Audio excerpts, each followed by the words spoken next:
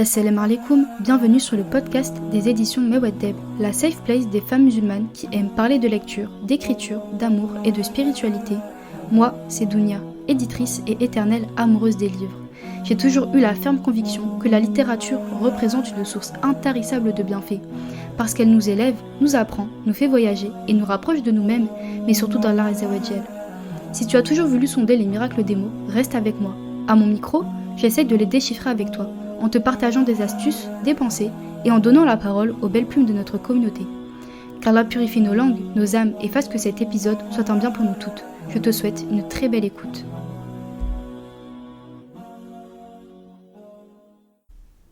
Salam alaikum, j'espère que tu vas bien. Alors aujourd'hui je pense que ça va être un épisode un peu spécial parce que je comptais pas forcément le faire à la base, mais c'est vrai que je vois de plus en plus de personnes qui se découragent du monde de l'édition, qui se découragent dans l'écriture. Donc je me suis dit que ça pouvait être bien de faire un petit podcast pour un peu vous rassurer, parce que je pense que c'est un sujet qui touche beaucoup de personnes qui écrivent et qui rêvent de voir leur livre publié, et même des auteurs et des autrices qui ont déjà été publiés mais qui n'ont pas encore réussi à atteindre leur maison d'édition rêvée, on va dire. Si tu écris, tu t'es peut-être déjà demandé si le fait de ne pas être publié en maison d'édition faisait vraiment de toi une écrivaine. Alors spoiler alerte, oui, tu en es une quand même si tu n'as jamais rien publié. Aujourd'hui, on a la chance d'avoir différentes manières de publier un livre. Pourtant, on a toujours cette idée en tête que tant que c'est pas fait avec une maison d'édition, et qui plus est dans une grande maison d'édition, ça n'a pas de valeur. Pourquoi on pense ça? Tout simplement parce que pendant des années, ça a été le modèle dominant. Donc l'écrivain qui écrit et l'éditeur qui sélectionne, publie, et voilà. L'écrivain est enfin validé par la société entière. Spoiler alerte, ça aussi c'est faux. On a grandi avec ce modèle, mais aujourd'hui il correspond plus à la réalité. Lorsqu'on se lance dans une carrière d'écrivain ou d'écrivaine, être publié en maison d'édition c'est un chemin parmi beaucoup d'autres. Aujourd'hui tu as la chance de pouvoir t'auto-éditer, tu peux même partager tes textes sur des plateformes d'écriture en ligne comme Wattpad et même sur les réseaux sociaux. Être publié en maison d'édition c'est une option, pas une finalité obligatoire, et ça définit pas du tout ta valeur d'écrivaine. Pense à combien de belles plumes et d'histoires captivantes n'ont jamais franchi les portes des maisons d'édition. Et ce, non pas parce qu'elles manquaient de talent ou parce qu'elles n'étaient pas assez bien, mais surtout parce que, aujourd'hui plus qu'avant je pense, l'édition c'est un domaine qui répond à des règles bien précises, à des contraintes, à des tendances et aussi, il faut le dire, à des biais. Là, j'aimerais particulièrement m'adresser à mes sœurs racisées et musulmanes. Le chemin pour vous est encore plus dur. C'est une réalité, faut pas se le cacher, c'est encore plus dur pour vous.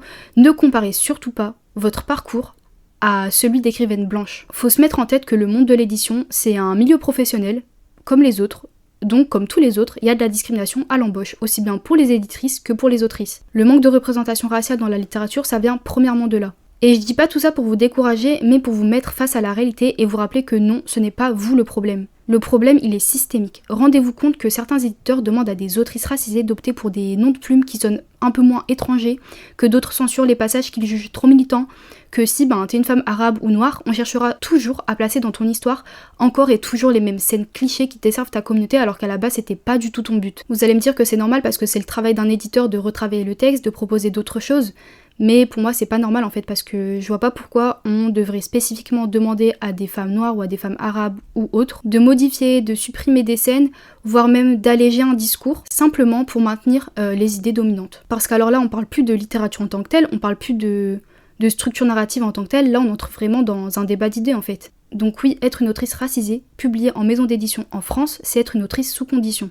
Est-ce que t'as vraiment envie de ça pour ta carrière? Est-ce que t'as vraiment envie de ça pour tes livres? Franchement, je suis pas sûre. Encore une fois, c'est pas le cas de toutes les maisons d'édition, mais disons que dans les grosses maisons, c'est souvent le cas, faut pas se le cacher. Tu pourras trouver ta place dans de belles maisons d'édition, mais ça sera pas forcément dans les plus grosses. En fait, celles dans lesquelles c'est le plus dur de se faire une place, c'est surtout dans les gros groupes d'édition, parce que ces maisons-là, qui nous ont fait rêver quand on était plus jeunes, appartiennent désormais à des actionnaires, dont les idées politiques peuvent être radicalement opposées aux tiennes. Pour ne citer qu'un exemple, tu connais sûrement Hachette, et tu le sais peut-être déjà, le groupe a été racheté par Vivendi, un groupe spécialisé dans les médias et la communication, et qui appartient à Bolloré. T'es pas sans savoir non plus que cet actionnaire a créé un véritable empire médiatique au service de l'extrême droite ces dernières années. Tout ce qui est banalisation des discours d'extrême droite dans les médias français, c'est à lui qu'on les doit un petit peu. Sans en dire plus, tu comprends donc qu'en fonction des personnes à la tête des groupes éditoriaux, les tendances et conditions de publication sont forcément influencées. Donc tu te doutes bien que c'est pas dans ces maisons-là que tu trouveras les catalogues avec le plus de diversité et d'idées révolutionnaires. D'ailleurs, ça pose aussi la question de l'homogénéisation progressive des histoires qui sont publiées, parce que d'un côté, il y a de plus en plus de titres qui sortent, donc on a de plus en plus de choix, mais de l'autre, on a l'impression d'être toujours face aux mêmes intrigues, face au même type de livres. Donc finalement, le manque de diversité, il se reflète même pas forcément dans le choix des auteurs, des autrices, mais il se reflète aussi dans les histoires en tant que telles. Bref, parenthèse fermée, t'ajoutes à ça le fait que dans le monde du livre, il y a aussi d'autres tendances à prendre en compte, et ça corse encore plus la chose. En fonction des périodes, il y a des genres qui sont plus à la mode que d'autres, des univers et des thématiques qui sont plus à la mode que d'autres aussi. Un exemple, la dystopie. En France, dans la littérature jeunesse et ado, il y a clairement eu un avant-après Hunger Games. Avant, on trouvait que ce type d'histoire était trop violente, trop crue pour être proposée à des jeunes personnes, mais une fois qu'on a vu que ça plaisait, forcément la tendance dystopie, elle a boomé, avec d'autres sagas aussi comme Le Labyrinthe, Divergente, etc. Je me dis aussi que forcément, avant le succès de ces sagas-là, il y a des auteurs et des autrices qui ont dû écrire des livres avec ces univers-là, avec ces thématiques-là, mais que comme c'était pas encore à la mode, forcément les manuscrits ont dû être refusés.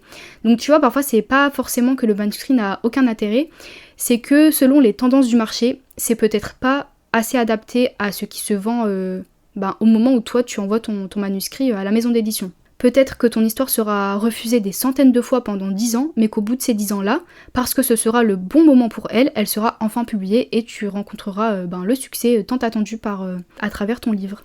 Je pense aussi qu'il y a un truc que tu dois savoir et que peu de personnes connaissent, c'est le système de commande chez les éditeurs. Parfois tu peux peut-être te dire qu'il y a un certain auteur ou une certaine autrice qui est publiée mais à la chaîne par les maisons d'édition. Et tu te dis peut-être que c'est injuste parce que toi t'essayes autant que possible de te faire éditer. Mais en fait parfois c'est pas forcément que les éditeurs ont sélectionné le manuscrit de ces auteurs ou de ces autrices là. C'est qu'en fait elles ont procédé à un système de commande. Donc comment ça se passe ? Très simplement, si l'éditeur a une idée de roman, de projet qui pourrait fonctionner et qui pense que ça pourrait très bien se vendre avec tel ou tel auteur ou autrice, et bien tout simplement il va contacter cette personne-là, ça peut aussi être parfois des célébrités qui sont pas forcément dans le monde du livre, et l'éditeur va lui soumettre le projet et lui demander de l'écrire. Parfois même, mais ça c'est plus pour les célébrités qui sont pas du tout dans le monde du livre, l'éditeur va juste faire appel à un ghostwriter, donc c'est une personne qui va écrire le livre à la place de la personne dont il y aura le nom à la fin sur le livre, parce que elle c'est pas son truc d'écrire. Tu vas peut-être trouver ça injuste, et je le comprends, mais c'est vrai que pour les éditeurs ça permet d'assurer les ventes en fait d'un livre, parce qu'il faut aussi rappeler que pour un éditeur, éditer un livre c'est prendre des gros risques financiers.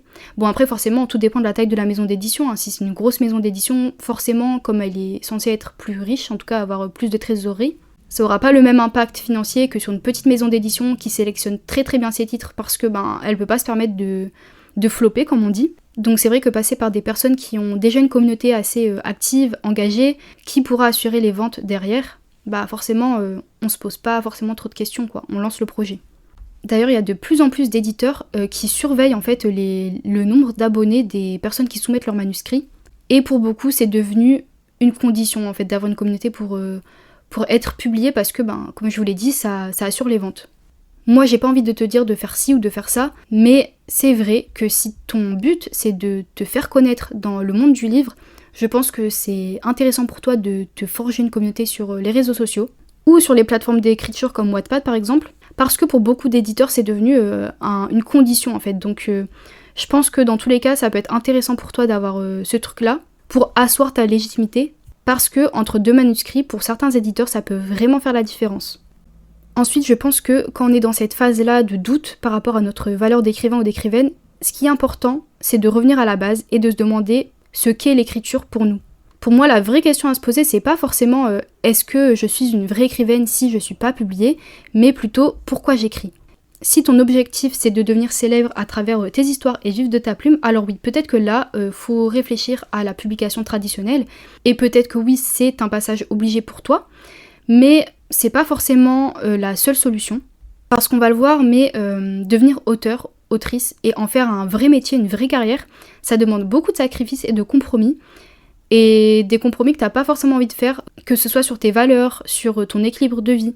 Donc bien sûr que toutes les personnes qui écrivent aimeraient voir leur livre entre les mains de la terre entière, mais écrire c'est pas que ça, et ça peut être autre chose, en fonction de toi simplement, ton lien avec l'écriture et tes ambitions dans l'écriture.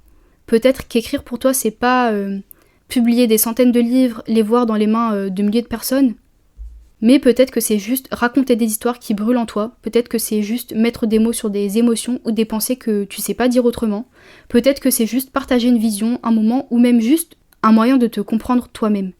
Je pense sincèrement que personne ne se lance dans l'écriture avec pour objectif de devenir célèbre, surtout quand c'est quelque chose qu'on découvre assez tôt. Après, quand on découvre l'écriture un peu plus tard et qu'on se dit que oui, ça pourrait être un bon moyen de gagner sa vie, même si c'est vraiment pas le chemin le plus facile pour se faire de l'argent, je le répète. Autrement, je pense que toutes les personnes qui se sont lancées un jour dans l'écriture, c'était vraiment pas pour des objectifs de célébrité ou des objectifs financiers. Je pense que pour sortir de cette phase de doute, déjà, c'est important de se rappeler que l'écriture n'est pas sujette uniquement à la validation externe. L'écriture, c'est aussi une pratique, c'est aussi un mode de vie. Certes, on écrit tous pour être un minimum lu, mais pas forcément à une grande échelle. Donc si pour toi, l'écriture c'est une passion, que t'en as fait un rendez-vous régulier mais que t'es pas publié, bien sûr que tu es écrivaine. Si tu publies tes textes sur Wattpad, sur un blog, sur les réseaux sociaux, tu es aussi écrivaine et ça n'enlève rien à ta valeur. Bien sûr qu'on a tous en tête que un écrivain ou une écrivaine publié en maison d'édition, c'est beaucoup plus prestigieux qu'une personne qui simplement publie ses textes sur Wattpad. Mais je pense que pour se détacher de cette vision, faut aussi se rappeler que être publié en maison d'édition, c'est pas forcément plus avantageux que ne pas l'être. Là, j'aimerais bien parler auto-édition et maison d'édition. J'ai prévu de faire un épisode consacré à l'auto-édition, donc je pense pas que je vais beaucoup développer ici. Mais faut savoir qu'en fait, entre l'auto-édition et la publication en maison d'édition, il y a dans les deux cas autant d'avantages que d'inconvénients. En auto-édition, tu auras peut-être plus de choses à gérer, mais tu auras aussi toute la liberté de gérer la sortie de ton roman comme tu le souhaites, et tu toucheras peut-être aussi même plus sur les ventes de tes livres qu'en maison d'édition. Il y a très très peu d'auteurs et d'autrices qui vivent de leur plume, ça c'est un autre sujet, mais ce sont pas les auteurs et les autrices qui prennent le plus gros pourcentage des ventes d'un livre. Ça aussi, on aura l'occasion d'en reparler plus tard, parce que je compte faire une série d'épisodes sur les métiers du monde du livre pour que vous compreniez mieux comment ça fonctionne. Mais voilà, un écrivain ou une écrivaine qui est publié en maison d'édition ne gagne pas forcément plus qu'un éditeur auto-édité. Et aujourd'hui, il y a des auteurs en auto-édition qui vivent entièrement de la vente de leurs livres. Et moi, je trouve ça vraiment incroyable parce que avant, on se serait dit que c'est impossible, qu'il n'y a qu'un auteur ou une autrice publiée en maison d'édition qui peut prétendre à ça, alors qu'aujourd'hui, les règles du jeu ont changé. Et la publication en maison d'édition n'est plus la seule voie royale. D'ailleurs, si c'est vraiment ton but de te faire publier en maison d'édition, peut-être que le chemin que tu vas prendre dans l'auto-édition ou la publication de tes histoires sur internet, c'est ça qui va t'amener aux maisons d'édition. Il y a combien d'auteurs et d'autrices qui ont commencé par là, puis face à leur succès sur les réseaux sociaux, ont pu accéder aux maisons d'édition. Ici, on parle beaucoup de romances et tu le sais sûrement. Aujourd'hui, il y a énormément de romances qui sont publiées en maison d'édition, mais qui ont d'abord connu un succès sur Wattpad ou sur une autre plateforme d'écriture. Et ça rejoint ce que je te disais tout au début, c'est que maintenant il y a des éditeurs qui vont chercher directement sur Wattpad leurs futures publications. Et qui, pareil, quand ils reçoivent les manuscrits de leurs appels à texte, vérifient le nombre de vues sur les histoires Wattpad par exemple, pour voir si ça vaut le coup ou pas d'éditer la romance. Donc si la publication en maison d'édition c'est vraiment un goal pour toi, faut pas que tu te décourages, faut que tu essayes de passer par d'autres portes, parce que des fois c'est par la petite porte qu'on arrive à ouvrir la grande. Et je pense que dans tous les cas, dans l'écriture, que ce soit dans le processus d'écriture en tant que tel, ou après dans notre chemin pour se faire publier ou faire connaître nos textes, on a énormément besoin de patience. Je pense que ça c'est une chose vraiment qu'enseigne l'écriture, c'est la patience. Parce que qui d'autre de mieux placé qu'un écrivain ou une écrivaine pour te dire que les belles choses prennent du temps en fait. Aucun écrivain ne s'est posé devant son ordi ou devant sa feuille et a écrit un best-seller comme ça dès le premier jet. Écrire une belle histoire, ça demande du temps. Et construire une carrière dans le monde du livre, ça aussi, ça demande énormément de temps et de patience. Enfin, je pense que pour sortir de tes doutes, faut aussi que tu te remettes en tête que l'écriture, c'est d'abord pour soi. Tous tes textes n'ont pas besoin d'être partagés. Écrire pour le plaisir, pour explorer, pour s'exprimer, c'est tout aussi valable en fait. T'as pas besoin d'un contrat pour que ton écriture compte. C'est toujours bien après d'avoir des avis sur ce qu'on écrit, sur ce qu'on fait, mais ça tu peux le trouver même sans maison d'édition. Même sans maison d'édition, même sans communauté, tu peux le trouver. Avant de te quitter, j'aimerais te donner quelques conseils si tu doutes encore de ta valeur d'écrivaine. Premièrement, avant toute chose, rappelle-toi qu'Allah est aux commandes et qu'il sait mieux que toi ce qu'il y a de meilleur pour toi-même, pour ton présent, mais aussi pour ton futur. Peut-être que la publication de ton livre n'est pas une bonne chose pour ton équilibre de vie ou ta foi. Dans tous les cas, comme dans chaque épreuve, comme dans chaque chose qu'on entreprend, Faut faire preuve de tawakkul à chaque instant pour accepter le décret d'Allah. Ce que tu considères comme un échec n'en est peut-être pas un. Cet échec à tes yeux cache peut-être une grande protection de la part d'Allah ou une grande leçon, une sagesse à tirer. Je sais aussi qu'il y a des femmes qui sont pas musulmanes et qui m'écoutent, alors si ces notions ne te parlent pas du tout, tente de les relier à celles de destin et sois sûr qu'un destin aligné à ta personne t'attend. Je sais que ces discours-là, ils sont parfois durs à entendre, mais c'est une réalité. Et parfois on comprend pas tout de suite pourquoi ça nous arrive, pourquoi on est refusé de partout, pourquoi ça fonctionne pas, mais des années après, on se remémore tout, on se replace face aux choses et là on comprend. Par exemple, moi je me rappelle qu'il y avait une histoire que je voulais absolument publier. Je l'envoyais à plein de maisons d'édition, je faisais 1000 réécritures parce que je voulais vraiment qu'elle soit parfaite, mais malgré tout mon travail, en fait j'avais jamais de réponse positive, et parfois même jamais de réponse tout court. Par contre, aujourd'hui, quand j'y repense, vraiment, je remercie Allah qu'elle n'ait pas été publiée parce que je sais pas si aujourd'hui j'aurais été à l'aise avec le fait de voir mon nom associé à cette histoire. Non pas que j'en ai honte ou quoi que ce soit, mais parce que en grandissant, forcément, il y a certaines visions de la vie que t'as ou certaines valeurs qui changent et qui sont plus du tout en accord avec la toi d'il y a 5-10 ans. Et en plus de ça, quand tu réussis, surtout dans les milieux de la culture, forcément après il y a une certaine image qui te colle à la peau. Vous voyez, c'est comme les acteurs ou les actrices de Disney Channel, c'est peut-être un peu bête comme exemple, mais j'ai pensé à eux, qui ont joué pendant toute leur enfance et leur adolescence pour Disney Channel, et qui, une fois à l'âge adulte, veulent se détacher de cette image-là, mais en fait qui n'y arrivent pas parce que toute leur vie, on les a accolés à des rôles d'enfants ou d'adolescents. Et après ça, c'est un peu dur de sortir de cette image-là, de se reconstruire une image, et aussi de faire adhérer un public qui t'a connu d'une autre manière à la nouvelle toi. À ton nouvel univers. Et en fait, je pense sincèrement que c'est plus difficile de relancer une carrière que de la lancer tout court. Parce qu'en fait, tant que rien n'est lancé, t'as encore, entre guillemets, le contrôle sur tout. Tu peux encore décider de comment tu vas communiquer, de comment tu vas te présenter.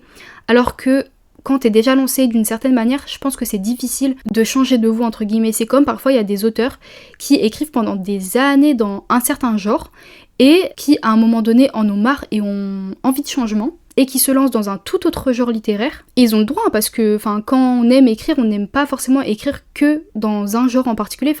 On a tous des genres de prédilection, mais des fois on a envie d'essayer autre chose, on a envie de... Même on peut aimer plusieurs choses, c'est pas un problème. Mais du coup, ces auteurs-là, quand ils changent de genre littéraire, parfois ils ont pas forcément de ventes qui suivent derrière parce que leur public était habitué à leur plume dans un genre en particulier, et c'est peut-être aussi des lecteurs et des lectrices qui ne lisent que ce genre-là et qui du coup n'ont pas forcément envie de s'ouvrir à d'autres univers ou à d'autres genres, et du coup ne suivent plus du tout l'auteur ou l'autrice parce que eux l'ont connu dans un certain genre et n'ont pas forcément envie de s'aventurer dans autre chose. En tout cas, je pense que c'est hyper important, si toi ton but c'est vraiment de percer dans le monde du livre, de penser stratégie de communication, stratégie de comment tu vas te présenter, tout simplement quel est ton persona d'auteur. Et ça, quand t'es pas encore connu, t'as tout le luxe en fait de le créer, alors que comme je le disais, quand les dés sont lancés, c'est un petit peu plus difficile de se renouveler.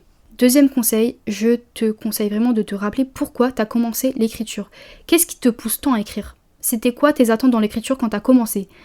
Comment ça a évolué ? Peut-être qu'en te posant ces questions, tu vas réussir à avoir un petit peu plus clair sur tes objectifs de publication, ou de non-publication même, parce que c'est possible qu'on écrive et qu'on n'ait pas du tout envie d'être publié. Ensuite, une fois que tu auras réfléchi à ces questions-là, si tu as un objectif clair et défini en tête, je te conseille de mettre en place une stratégie pour l'atteindre. On ne devient pas une autrice ou un auteur connu et reconnu du jour au lendemain, ça c'est clair. Ça demande du temps, de l'investissement, du travail et de la patience surtout. Est-ce que tu es prête à t'investir autant ? Sinon, peut-être que faudrait que tu revoies tes objectifs et que tu places des objectifs peut-être plus réalistes et plus adaptés à ta personnalité, à tes objectifs de vie tout simplement. Et si tu décides de professionnaliser ta carrière d'autrice, considère-la vraiment comme un réel métier. Que ce soit en auto-édition, sur les réseaux sociaux ou en maison d'édition, tu vas vraiment devoir te rendre disponible et active en fait tout le temps parce que c'est un milieu très très très compétitif. Faut être à l'affût surtout. Et surtout, faut réussir à convaincre les gens en fait que c'est toi qui dois lire et pas un autre ou une autre autrice. Après bien sûr, je dis pas qu'il faut forcément entrer en concurrence avec tout le monde, mais comme je le disais au début, faut pas forcément se comparer avec tout le monde, faut pas forcément entrer dans cet esprit de compétition, mais par contre je pense qu'il faut vraiment établir des stratégies efficaces et se donner les moyens au maximum d'atteindre nos objectifs. Ensuite, fixe-toi des objectifs d'écriture. Au lieu de viser haut tout de suite, vise d'abord les petites victoires, comme terminer un chapitre, écrire tous les jours pendant une semaine, améliorer ton style. Penser à l'objectif final tout le temps, moi je trouve que ça décourage dans l'écriture et que ça amène que des blocages au final, donc c'est pas forcément la chose la plus efficace. Ça peut être motivant, mais quand t'es dans cette phase-là où tu doutes constamment de ta valeur d'écrivaine, je pense que c'est mieux de se focaliser sur les petites victoires, sur vraiment l'écriture en tant que telle, et pas sur la carrière ou le métier d'auteur ou d'autrice qui vient après finalement. Parce qu'au final, il n'y a qu'une seule chose de sûr, c'est que si toi t'écris pas, que tu fais pas ton travail d'écrivaine, ton manuscrit ne va jamais se terminer. Alors que ta carrière d'autrice ou d'auteur, ça appartient qu'au destin, ça appartient qu'à Allah, et c'est peut-être pas quelque chose qui t'est destiné. Et encore une fois, c'est pas pour te décourager, mais c'est vraiment pour te remettre les idées en place tout simplement. Parce que c'est bien de se rêver auteur ou autrice, mais avant ça, faut écrire. Et ensuite, travailler tout ce dont on a parlé juste avant. Ensuite, si tu souhaites vraiment publier tes textes dans des instances, disons, formelles, moi je te conseille de commencer par les revues et par les concours d'écriture. Il y a souvent des appels à texte sur les réseaux sociaux.